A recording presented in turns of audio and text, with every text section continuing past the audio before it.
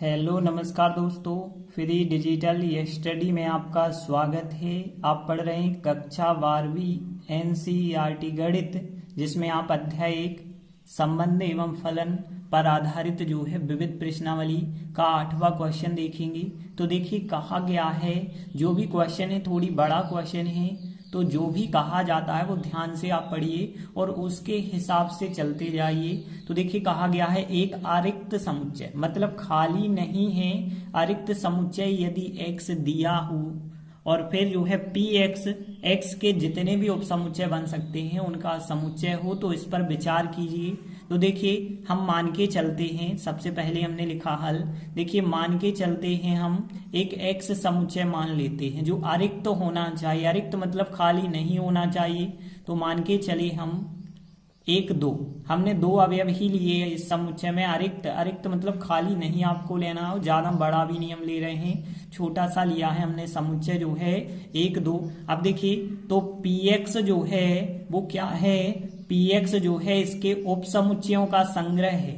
देखिए इसके उपसमुच्चय कितने होंगे, पहला उपसमुच्चय इसका 5 बनेगा, फिर बनेगा इसका उपसमुच्चय 1 बनेगा, फिर बनेगा इसका उपसमुच्चय 2 बना होगा, और फिर इसका उपसमुच्चय कितना बना होगा, 1 2 का 1 2 बना होगा। और इन सब का जितने भी उपसमुच्चय हैं, इन सब का जो समुच्चय हमने बना दिया है वो कहलाएगा px। तो px तो आपको समझ आ चुका होगा।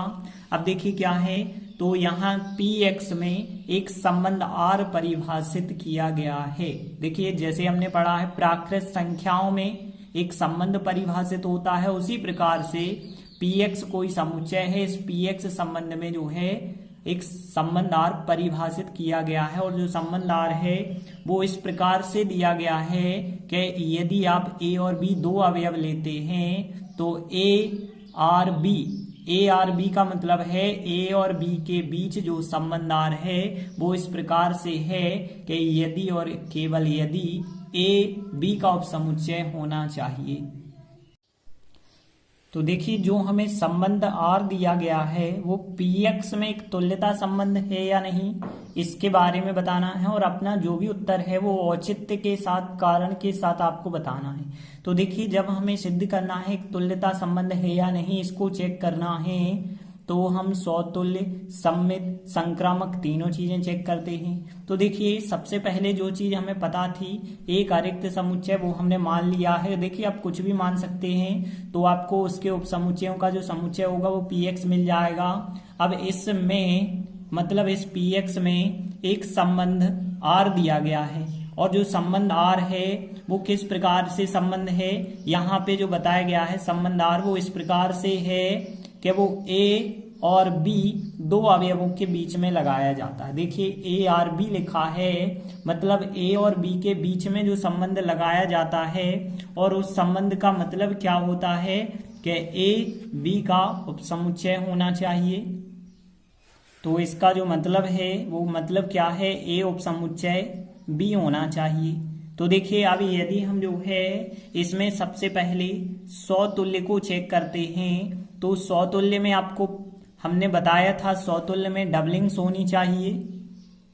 एक बार और आप देख लें, सौतुल्य का मतलब प्रत्येक डबलिंग आर के अंतर्गत होनी चाहिए, और सममित का मतलब यदि कोई ए बी आर के अंतर्गत लिया है तो बी ए बी आर के अंतर्गत होना चाहिए, और संक्रामक में यदि आपने ए बी बी सी दो अवयव आर के अंतर्गत लिए हैं तो उनका जो रिजल्ट होगा ए सी वह भी आर के अंतर्गत होना चाहिए। तो यहाँ पे हम जो है सौतुल्य चेक करेंगे, तो सौतुल्य के लिए हमें क्या करना होगा, ए और ए के बीच जो है संबंध लगाना होगा। समान अवयव के बीच हम संबंध लगाते हैं। तो यहाँ पे हम देखें कि सौतुल्य में यदि आप ए का मान निकालते हैं तो क्या निकलेगा, देखिए ए आर बी का मतलब है ए बी का उपसमुच्चय होता है, और ए का मतलब क्या है कि ए उपसमुच्चय होगा ए का। तो देखिए यहाँ ए उपसमुच्चय ए का होता है या नहीं होता है आपको पता होना चाहिए।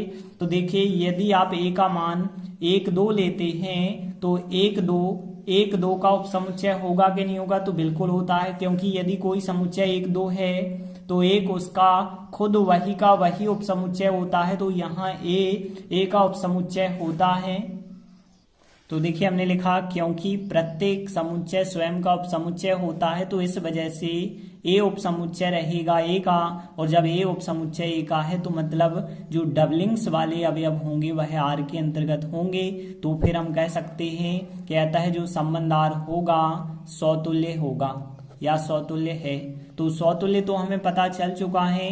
अब यदि हम बात करें सममित की तो देखिए सममित कैसे, ए बी कोई अवयव आर के अंतर्गत होना चाहिए तो उनका अपोजिट भी आर के अंतर्गत होना चाहिए। तो हम लिखेंगे यदि हमने ए बी अवयव जो है आर के अंतर्गत लिया है, मतलब ए आर बी जो है हमने लिया है, और हम दर्शाएंगे उसका अपोजिट भी होगा कि नहीं होगा। तो देखिए ए आर बी यदि हमने लिया है तो ए आर बी का मतलब क्या है, ए बी का उपसमुच्चय होगा। अब देखें तथा यदि हम देखें बी आर ए का मतलब क्या है, बी आर ए का मतलब कि बी उपसमुच्चय होगा ए का। तो यहाँ पे एक चीज देखिए, ए और बी के ऐसे मान कौन से होंगे कि जब जो है यदि ए का मान हम 1 ले लेते हैं और बी का मान जो है 1 2 ले लेते हैं, तो देखिए यहाँ यदि ए उपसमुच्चय बी का है तो आप पलट के ऐसा नहीं कह सकते कि बी उपसमुच्चय ए का होगा। तो हम यहाँ पे लिखेंगे चूंकि ए उपसमुच्चय बी और बी उपसमुच्चय ए बराबर नहीं होते हैं, अतः जो आर संबंध होगा सममित नहीं होगा। तो हमने लिखा आता है आर जो संबंध है सममित नहीं है। इसके बाद यदि हम बात करें संक्रामक की तो देखिए संक्रामक में कौन सा नियम होता है, पहले तो आपको लिखना पड़ेगा कि यदि हम ए और बी के बीच संक्रिया लगाएं, मतलब ए बी आर के अंतर्गत हो जाए, बी सी भी आर के अंतर्गत हो जाए, तो फिर उनका जो रिजल्ट होना चाहिए ए सी वह भी आर के अंतर्गत आना चाहिए। ऐसा होगा कि नहीं होगा। तो हमने लिखा यदि ए आर बी जो है आर के अंतर्गत लिया है, इसका मतलब है कि ए जो है बी का उपसमुच्चय होगा, और यदि हमने यह अवयव आर के अंतर्गत लिया है तो इसका मतलब होगा कि यहाँ पे बी उपसमुच्चय है सी का। तो यहाँ भी यदि आप देखें, देखिए ए बी का उपसमुच्चय है, बी सी का उपसमुच्चय है, तो निश्चित ही हम कह सकते हैं कि जो ए होगा सी का उपसमुच्चय बिल्कुल होगा, यह बात भी बिल्कुल सत्य हो जाएगी। तो फिर हम कह सकते हैं कि अतः जो संबंध आर है संक्रामक है। तो इस प्रकार से देखिए हमने समतुल्य सममित संक्रामक तीनों चीजें जब चेक कर ली हैं तो समतुल्य है, सममित नहीं है और संक्रामक है। और हमने आपको बताया था तुल्यता संबंध कब होता है, जब समतुल्य सममित संक्रामक हो जाना चाहिए। तो यहाँ भी यदि हम देखें तो समतुल्य संक्रामक तो है लेकिन सममित नहीं है, तो हम कह सकते हैं अतः जो संबंध आर है, संबंध आर पी एक्स में समतुल्य है, सममित नहीं है, संक्रामक है। तो इस आधार पे हम कह सकते हैं जो संबंध आर होगा पी एक्स में एक तुल्यता संबंध नहीं है। यही आपको बताना था कि तुल्यता संबंध है या नहीं है, तो यहाँ पे हम बता सकते हैं।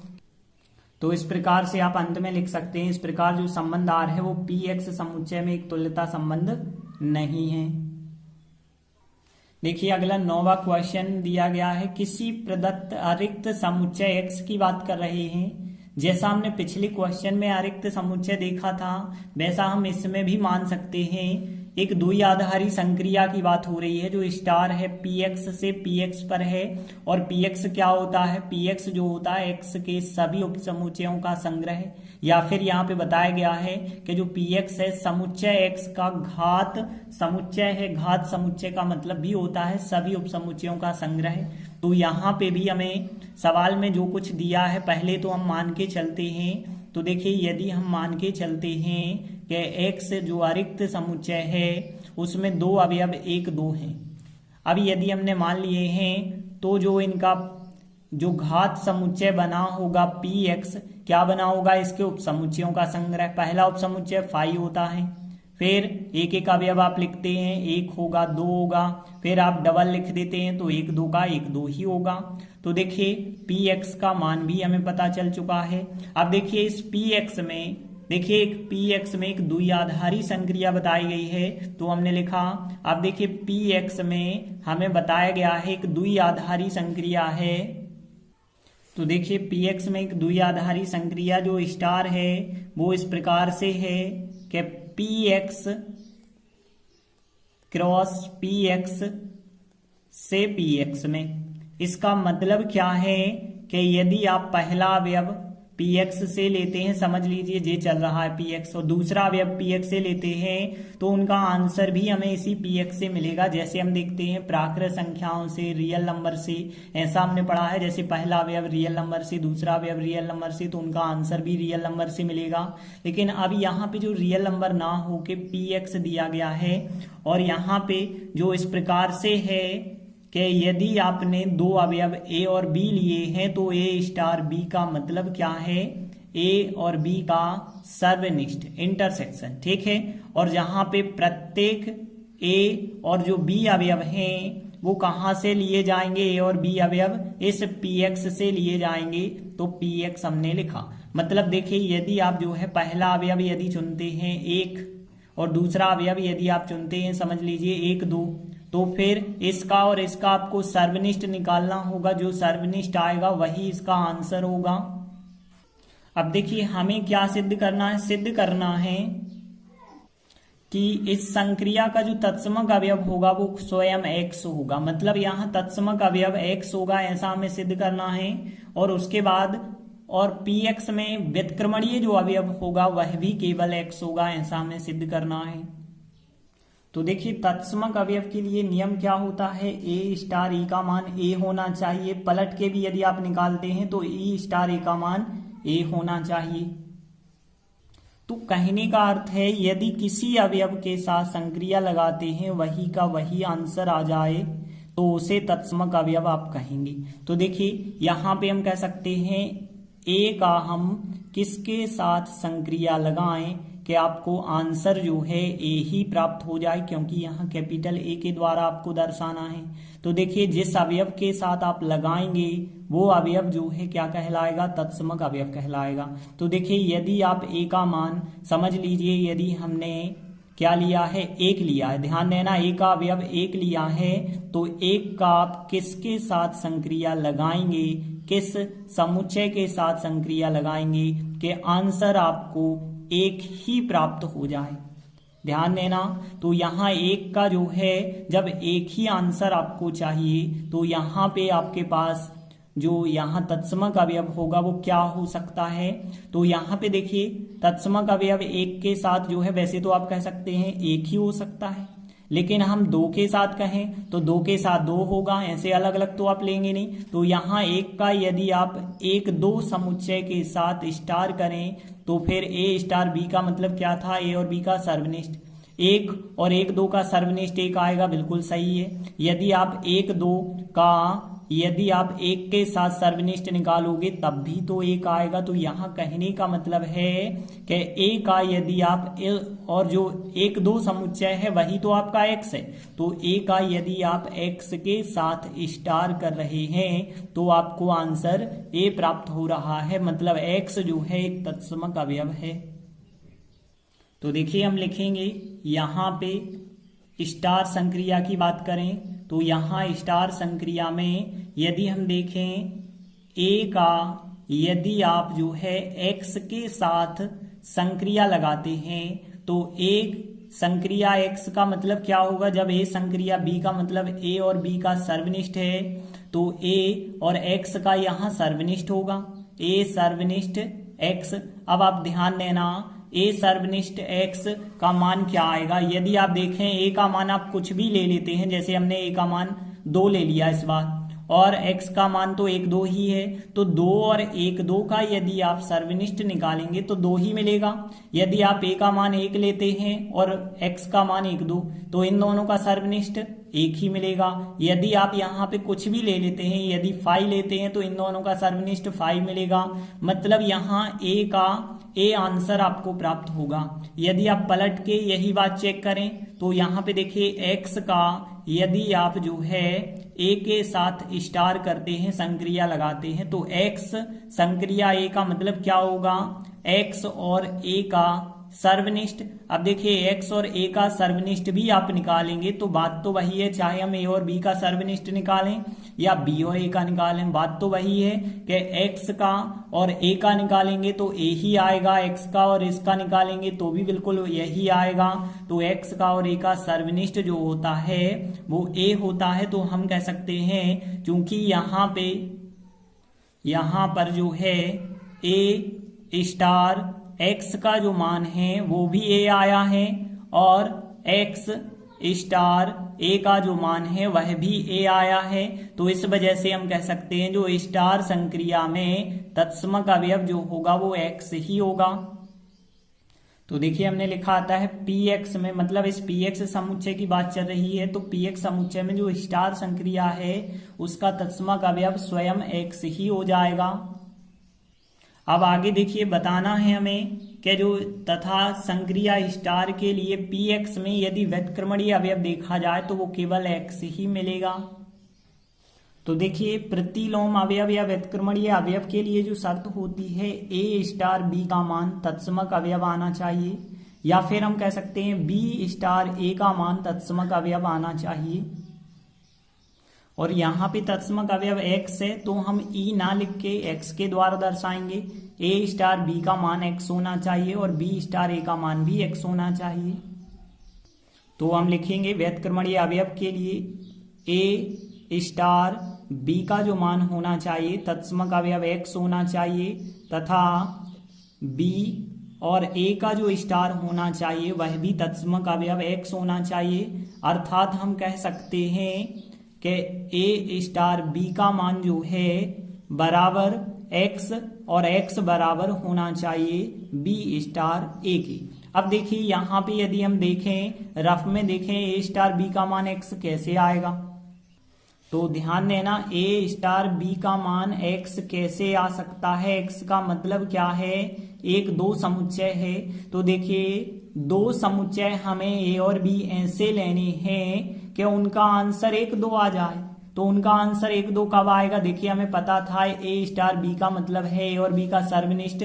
तो यहाँ पे हमें ए और बी ऐसी समुच्चय लेने होंगे ताकि उनका सर्वनिष्ठ 1 2 आ जाए। तो यहाँ पे देखिए आपके पास यदि समुच्चय पी एक्स जो है इस प्रकार से है तो इसमें आप कौन से दो अवयव लेंगे कि आपको आंसर जो है ए स्टार बी का 1 2 का 1 2 ही मिल जाए। तो देखिए कैसे मिलेगा, यहाँ ए का मान 1 2 ही आपको लेना पड़ेगा, ए का मान आपको 1 2 लेना पड़ेगा और बी का मान भी आपको 1 2 लेना पड़ेगा, तभी आप इसका और इसका सर्वनिष्ठ निकालेंगे तो आपको 1 2 प्राप्त होगा और किसी अवयव के लिए 1 2 आंसर नहीं प्राप्त होगा। तो कहने का मतलब है यह तभी संभव होगा जब हम ए का मान जो है एक्स लेंगे और बी का मान भी यदि हम एक्स लेते हैं तभी यह संभव हो पाएगा। तो ए और बी बराबर एक्स होना चाहिए, यह तभी संभव है। तो देखिए हमने लिखा है यह तभी संभव है जब ए बी बराबर एक्स हो जाए और ए बी बराबर एक्स हो जाए। तो कहने का मतलब है ए स्टार बी का मान एक्स हो जाएगा और ए स्टार बी का मान एक्स होगा। तो यहाँ पे ए और बी जो होते हैं वो व्युत्क्रमणीय अवयव कहलाते हैं। ए का व्युत्क्रम बी कहलाता है, बी का व्युत्क्रम ए कहलाता है। तो यहाँ पे ए का जो व्युत्क्रम होगा बी मतलब एक्स कह सकते हैं और बी का प्रतिलोम जो होगा वो होगा यहाँ पे ए का मतलब भी आप एक्स कह सकते हैं। तो इस वजह से एक्स जो है ही प्रतिलोम अवयव होगा या व्युत्क्रमणीय अवयव हो जाएगा। तो यहाँ पे केवल एक ही व्युत्क्रमणीय अवयव होगा, वो होगा एक्स। तो इस संक्रिया में हम लिखेंगे कि जो पी एक्स समुच्चय था उस पी एक्स में केवल एक्स ही व्युत्क्रमणीय अवयव होगा। तो देखिए हमने लिखा था संक्रिया स्टार के लिए पी एक्स समुच्चय में केवल एक अवयव एक्स ही व्युत्क्रमणीय अवयव होगा। तो देखिए हमें केवल यही दर्शाना था कि तत्समक अवयव भी एक्स है और व्युत्क्रमणीय अवयव भी एक्स है। तो इस प्रकार से हमारे दो महत्वपूर्ण सवाल कंप्लीट होते हैं। आगे के वीडियो में हम आगे के सवाल कराएंगे। धन्यवाद।